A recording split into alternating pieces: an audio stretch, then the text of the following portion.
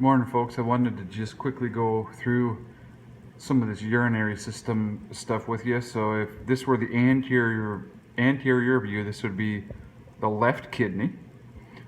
This is the renal artery coming in off of the aorta. This is the renal vein going out into the inferior vena cava. Around each kidney there's a fibrous capsule that sort of protects it, keeps it safe, gives it shape. Inside there are a couple layers of tissues. There's an outer cortex and there's an inner medulla. There's a lot of stuff in here. The medulla consists of a lot of other smaller structures, so if there's ever an arrow in here somewhere, the answer won't be medulla. It'll be the specific structure that's at the end of the arrow. So if we start on the outside, there's the boundary between the cortex and the medulla. This is where we will find nephrons.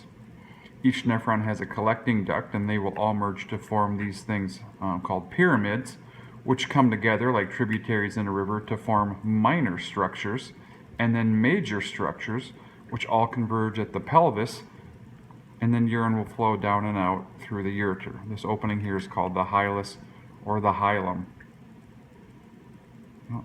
If we take a look a little bit more like this, here are couple nephrons right here. The boundary between the cortex and the medulla would be right here. And if we take a look at this one, this would be the afferent arteriole or the afferent arteriole, the arriver. I always use the A in afferent or afferent to help me remember that it arrives.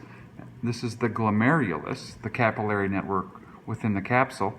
And this is the efferent or efferent arteriole. And I always use the E in efferent or efferent to help me remember that it exits. This would be the proximal convoluted tubule, a little bit lighter green. This would be the descending limb of the loop. This would be the ascending limb of the loop. This would be the distal convoluted tubule, and this would be the collecting duct that's shared with probably several other nephrons. You can see where those things merge. Around the nephron is a network called the peritubular capillaries, and they'll be important for reabsorption and secretion. Take a look a little bit more on this level. If we're still recording, my phone's acting up. This is a better view of a singular corpuscle, and the corpuscle includes the renal capsule, which is a round ball. If you can kind of think of it in 3 dimensions, it's got a hollow scoop taken out. This is the glomerulus. This would be the afferent or afferent arteriole. Blood will flow through the capillaries, and filtration will force material out into the proximal convoluted tubule. That's actually the first step. There are things called filtration slits here, etc. There are simple squamous cells in the capillaries, as there always are.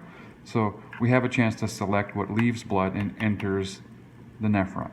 This is the efferent or efferent arteriole that would ultimately become the peritubular capillaries that will either reabsorb the things that are donated that we'd really love to have back, or secrete things into the nephron that we really don't want in our bodies anymore.